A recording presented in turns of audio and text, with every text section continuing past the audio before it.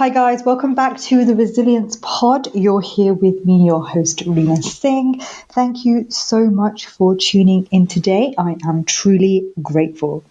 Now, there is no denying that we are living in a global pandemic. Now, that comes with a whole host of challenges, not only to us personally, but professionally, especially to our fellow resilient professionals. So stay tuned because today we are talking all about empathy in a global pandemic with my next guest, who prides himself and has a strategic objective to help communities and society become more resilient via his research and development of emergency and crisis management techniques. Wow. He also has 12 years, probably more, of BCM and resilience experience. Not only that, he is a mentor to newbies and is also a volunteer helping local SMEs. I met my first guest back in November 2019 at the BCI World, where he did a phenomenal talk on empathy in continuity and the research behind it, which focuses on emotional intelligence in resilience programs. In essence, the human factors, which, guys, is so prevalent in the situation we are in at this time. So please join me in welcoming my very next guest on the pod, Eren Aslan. Hi, welcome. Hi, Rina. That's a wonderful introduction. I'm not sure I deserve it, but I'll definitely take it. Thank you. Of course you do. Welcome to the Resilience Pod, and thank you so much for joining me on here. How are you today? I'm very well. Thanks for having me on your podcast. I really appreciate the platform to have this conversation, and as you said, I think it's relevant and worthwhile. So thank you. You're welcome. Now we're going to get right into it, as we alluded in the title of this podcast and the introduction. Empathy. First of all, what is it?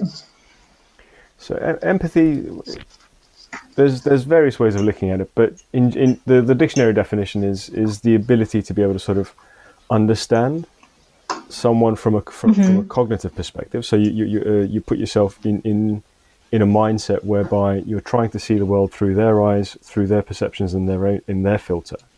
And the secondary element of empathy is effective empathy. So you're trying to feel what that person is feeling, and that those two things combined go a long way to trying to understand that person's motivations behind what they're doing, what they're saying, and how they think they're affecting the world around them versus what your filter is saying, how that person is to you.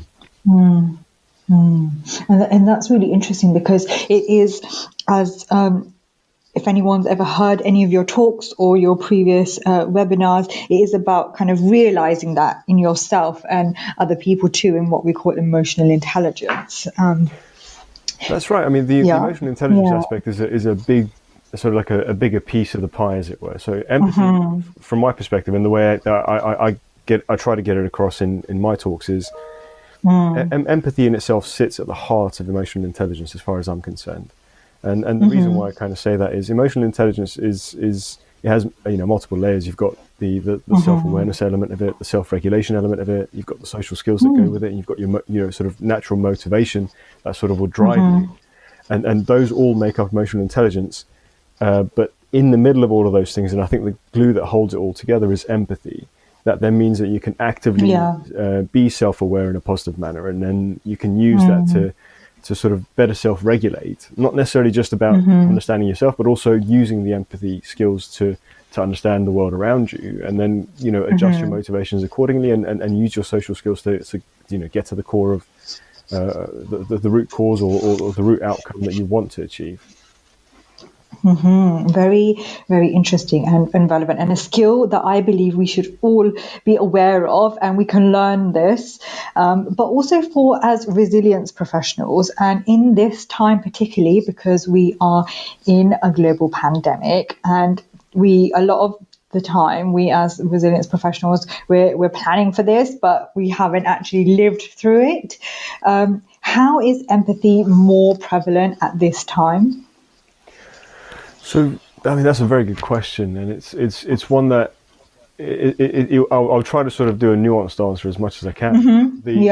The importance of empathy at this time is to understand, if we sort of use ourselves as our own examples, we're all working in an environment that we're unfamiliar with. I mean, yes, some might say, oh, Eren, we're working at home. We're familiar with this. But the extended duration of which we might be having to work from home, and for those of us who might not be working from home, we may be going into offices, we may be going into sort of job sites as critical workers. And buildings where most of our colleagues who shouldn't be there, who don't need to be there, aren't there, so therefore it might be tumbleweed. So my argument to that would be, we're working in environments that are unfamiliar, even though we might be familiar with the actual sort of geography of it. And that extended duration of work that is beyond our sort of regular norms, as it were, will affect us invariably in certain, so two specific ways. First one is, it would affect us in a psychological manner, because it's something that is beyond the norms, accepted sort of levels of normalcy that we're used to. And the secondary aspect of it is, it'll have a physical toll. I mean, one of the things that's sort of coming up in conversations that I've been having socially and also at work with colleagues is that people are worried that their levels of fitness is dropping throughout this period. Now, that in itself also causes a psychological impact, because you're worrying about the fact that your physical fitness might be suffering. So all of those things, they compound. We just don't realize it, but they do. And weeks and weeks and potentially now it's going to be months and months of this does take a toll. So we need to be aware that using empathy, we use ourselves as an example to say, well, look, if things are out of sync in such a way within our own lives, and we put ourselves in the position of other colleagues who are probably going through the same thing, and their filters are also making them worry. They're unable to do the things that they normally would be able to do. Even simple things such as sort of taking the family food shopping or going down to the seaside. All of those things are a no-go. That we can then use empathy to understand that there's an increased level of stress involved with our day-to-day lives, coupled with the fact that we are also now worrying about a global pandemic. And that is quite scary, as well as people are not prone to seeing the bigger picture. And in organizations where in bigger organizations, for example, where everyone's in a continuity sort of environment, that you get staff who are frustrated because they're trying to deliver business as usual work, and they don't understand why, say, they might not be able to get access to remote connect if, your organization it only minimizes it for critical users. How can, as resilience professionals, we use your concept of empathy, like a practical way to deal with those kind of people who might be lashing out at you? I mean, have you had anyone lash at you in this situation?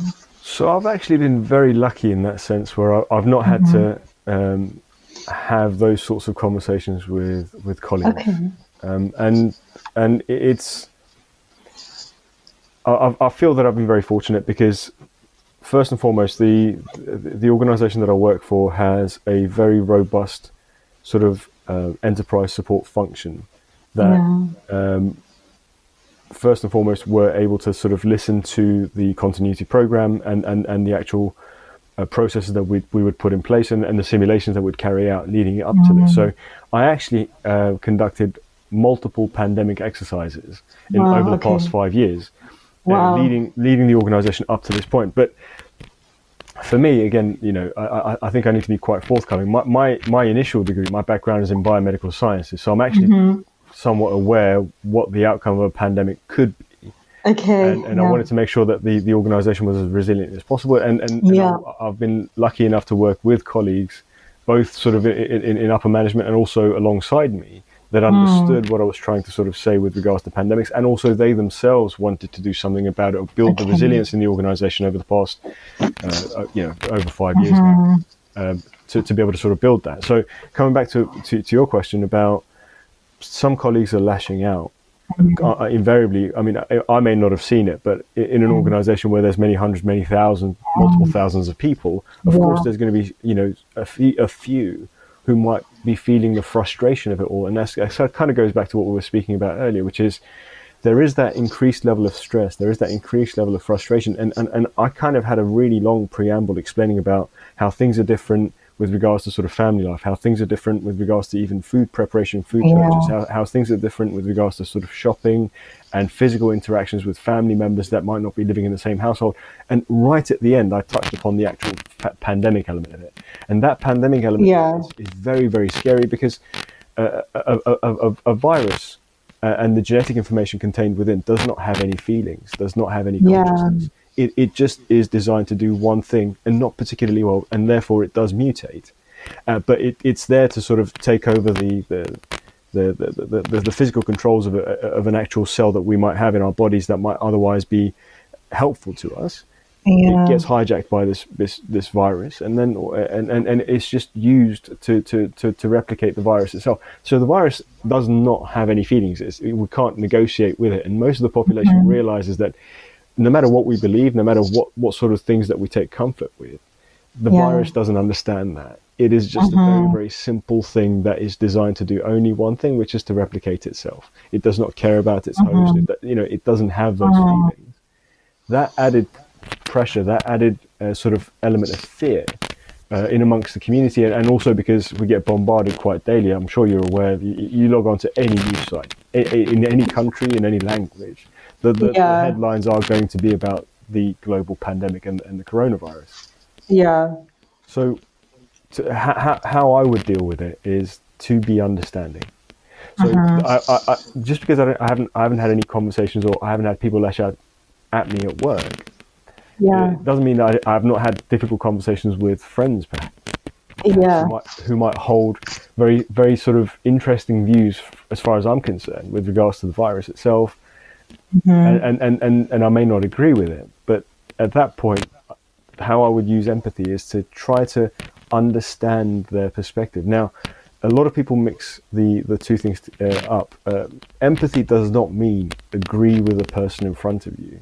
Empathy just means understand their perspective. See the world from their eyes. Why are they seeing it that way? And that's the key. It's okay to disagree. It's actually quite healthy. And that's how we sort of, most of the time in human history, have been able to sort of evolve and innovate. And a lot of the stuff has been to do with extra bits of pressure placed on us for us to be able to produce that little bit more of a polished gem at the end of it. So when somebody's lashing out, just listen to them. Half the battle is actually that person has not had the platform to be heard, and they clearly don't feel, or perhaps they don't feel like they're in control of anything, because we've just mentioned how a virus works. It cannot be negotiated with. So therefore there is no control over any of these elements, and they feel frustrated and unfortunately at the same time, because I feel that this is actually a positive as well as a negative. We as business continuity professionals are sometimes the people that our colleagues can turn to and just talk, and sometimes vent. Yes. And it's okay to listen to that. We don't have to agree with it, but to give a colleague that platform if we can. And I know everybody's really, really busy, and sometimes we just don't have the ability to be able to do that because we're going from meeting to meeting. I mean, you and I had booked this podcast to take place sort of one evening during the week, and unfortunately I had loads of meetings that got put in place. So we do have to sort of juggle things around a little bit. But if we can give the platform to our colleagues to sort of sometimes vent and understand, not agree with them, they're two different things. Understand where they're coming from, and then if we have something to add that's going to help their worry, that's going to ease their anxiety a little bit, then by all means we say those things, or we signpost them in a direction of perhaps a good blog or a podcast even, or something that we've seen that's helped us, and they can then maybe sort of concentrate outside of work to try and sort of get a grip of their own anxieties and worries. Wow, that's fantastic and very true. It's seeing the other person's point of view, and sharing something that I've experienced in, day-to-day work, it has been understanding the other person's view. And some of the things I've done is say, for example, look, I appreciate it's not ideal. We're all in this situation together, and making people understand the bigger picture, especially in terms of priority and things like that in the workplace, where people are so engrossed in getting their own work done, but not seeing how it might impact the bigger organization, for example, if we're just talking about businesses. So I feel I used a bit of empathy there, and I really did think about some of your talk back in November when I first met you, and then a webinar I heard of yours as well, that actually I have been using empathy quite a bit without realizing, especially the being there for other resilience professionals or other people in the organizations to vent their frustrations at. Well, that's firstly, I'm really, really happy to hear that the talk I gave back in November at BCI World is been of help, primarily because that's the reason why I kind of go out of my way to trying to have these conversations, because I'm trying to sort of make life easier for sort of fellow professionals within the field of business continuity as much as I can, because as I said, my background is in firstly in laboratory sciences, and then I segued into social sciences. So I'm actually a scientist at heart. Yeah. And if I can sort of, if I can build something or create a model that's going to help life to be a bit more easier for my fellow colleagues around the world of business continuity management, but also help that's society move forward that little bit more, or do my little bit for it, then I think that's I'll take that. I'll take that as a. Oh yeah, absolutely. And actually, diving a bit deeper into that and your research and findings in the whole empathy, in continuity and resilience, would you be able to kind of, for those who maybe haven't heard your talk or seen any of your webinars, delve a little bit further and deeper into kind of how you came up with that and the research behind it? So the motivation for me to sort of go into this and look into it has a long history with me, primarily because I've been interested in psychology for quite some time. I actually started reading books on the subject from the age of 12 onwards. So I've always been fascinated by how the mind works, how and why we make the decisions that we make. Mm-hmm. So for me, it's a personal motivation to want to understand what motivates people, how they get motivated, why they get motivated, why they react in the way that they do. It's been a fascination for me for a very, very, very, very long time, and so that's where that stemmed from for me. And then the other aspect of it is the curiosity in me got sort of intensified quite a bit, because I myself as an immigrant, I was on the receiving end of a lot of positive empathy from people who understood that initially I couldn't speak English. It was a second language, and therefore I had to learn it, and therefore they would go out of their way to try to understand what I was trying to say. It wasn't the fact that I couldn't express myself, or I didn't have the ability to be able to sort of get my point across. It's just that I didn't have the ability to get my point across in a language that they could understand. But I really appreciated the fact that they would take the time to try to understand what I was trying to say, and actually help me along in my journey to be able to sort of then now let's cut forward a little bit to today. I'm able to converse with you quite comfortably in a language that actually isn't my mother tongue. Okay. And so those are the types of motivations. I just wanted to sort of. I knew from a very early age that being able to communicate effectively didn't just involve the words that we're saying, but actually the meaning behind it was it may be, and more often than not, and this is actually true of a lot of the family interactions that we might have. What's being said could be very, very different to what's being meant. Yep. Very, very true. And now, in the situation that we're in, if we bring it back to current times, even outside of work, when you're like, say you're going into the grocery store and you hear people lashing out at the key workers and stuff, you need to be mindful basically, and have a little empathy, and not be so selfish. So that's a very, very interesting and very good point that you're making, in a sense that it is worthwhile really taking a better look at that particular dynamic. So you mentioned how people are lashing out at key workers. Now, first and foremost, the key workers do not deserve it. They do not. So that's not something that is warranted in any way, shape, or form. In actual fact, they should be praised for what they're doing, and they're doing it gallantly and bravely and wonderfully. And for the most part, if we look sort of at our own friends and family, we're all appreciative. Especially, I'm going to single out the NHS about all the efforts that they're putting in place, but also the workers that are preparing the infrastructure for all of this to take place. Things like public transport sort of drivers and train drivers, but bus drivers or conductors. All of those people who are still making sure that the people who need to get to work, who have no choice but to get to work, are able to do so. So all of those people do not deserve anybody lashing out at them. But then let's kind of look at the people who might be lashing out. By and large, people are not bad people. It's just that circumstances sometimes lead them down a path whereby they are doing something that perhaps they're even uncomfortable with.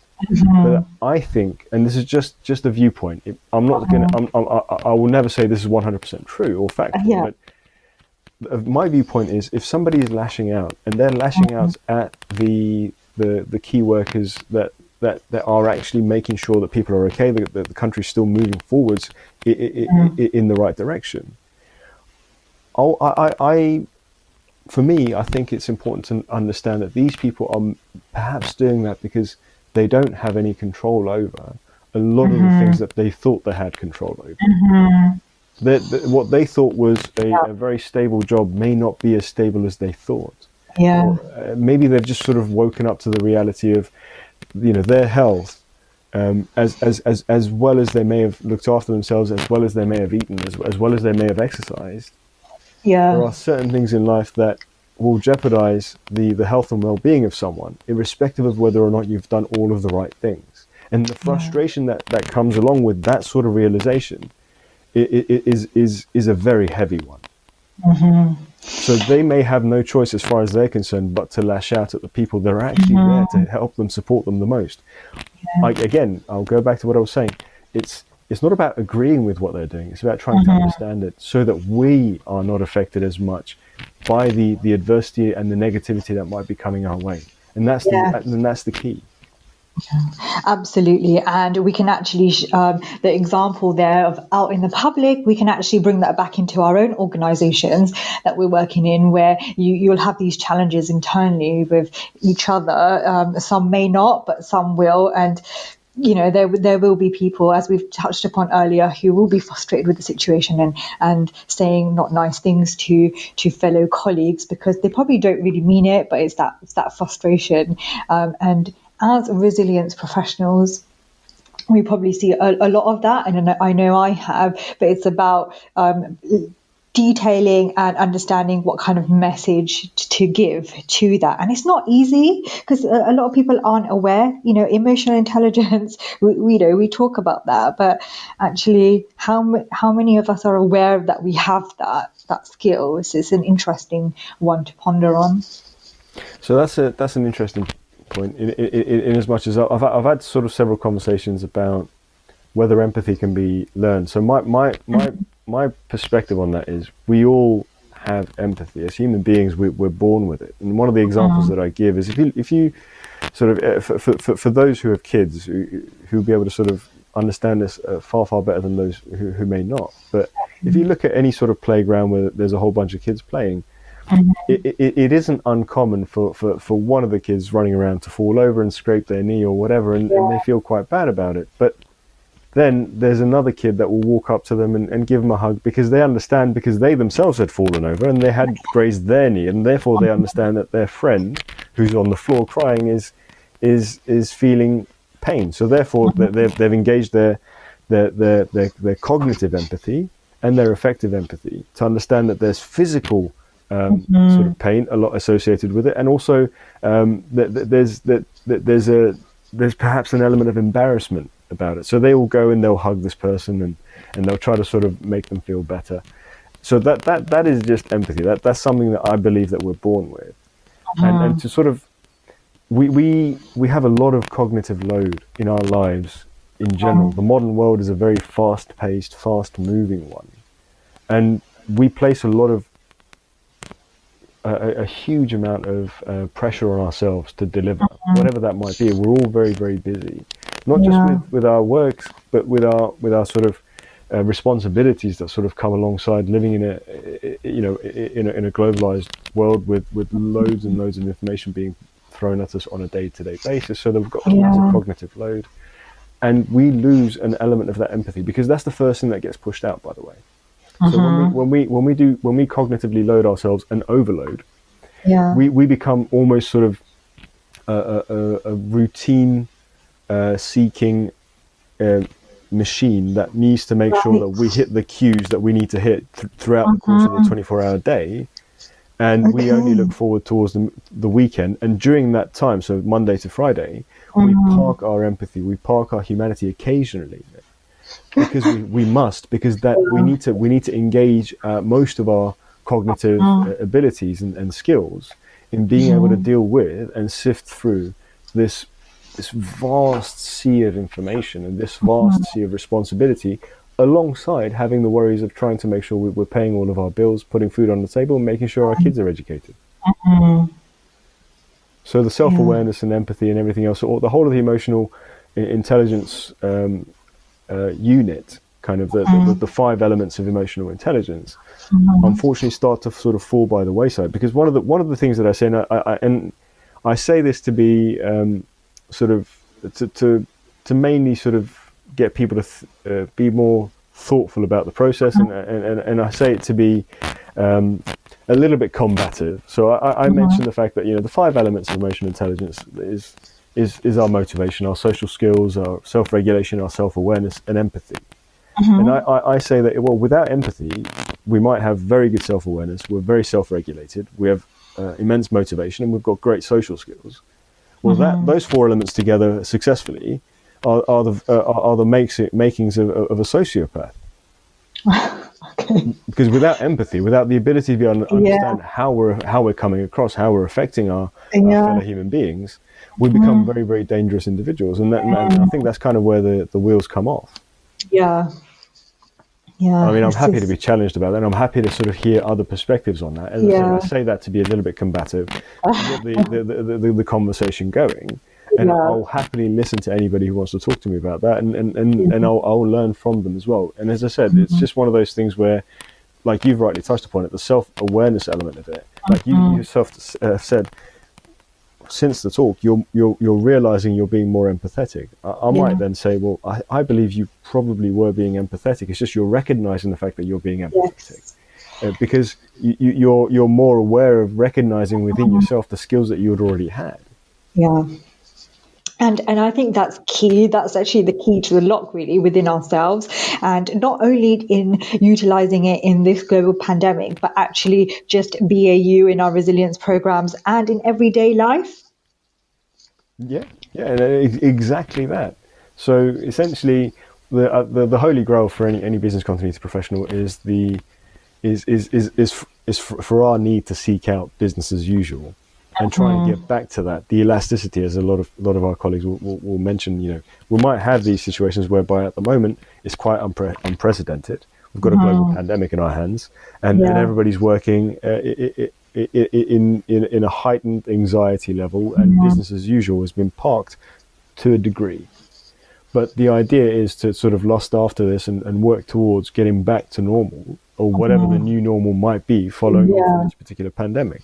I mean, we can take a different tactic. We can then among ourselves and within the profession of business continuity say, well, look, we saw this coming, because these sorts of pandemics, I mean, the last one before this was the Spanish flu, and that took place in 1918. So almost 100 years or so to the day. This kind of constitutes to one of those 1 in 100 year events, which actually took 100 years in between for it to take place.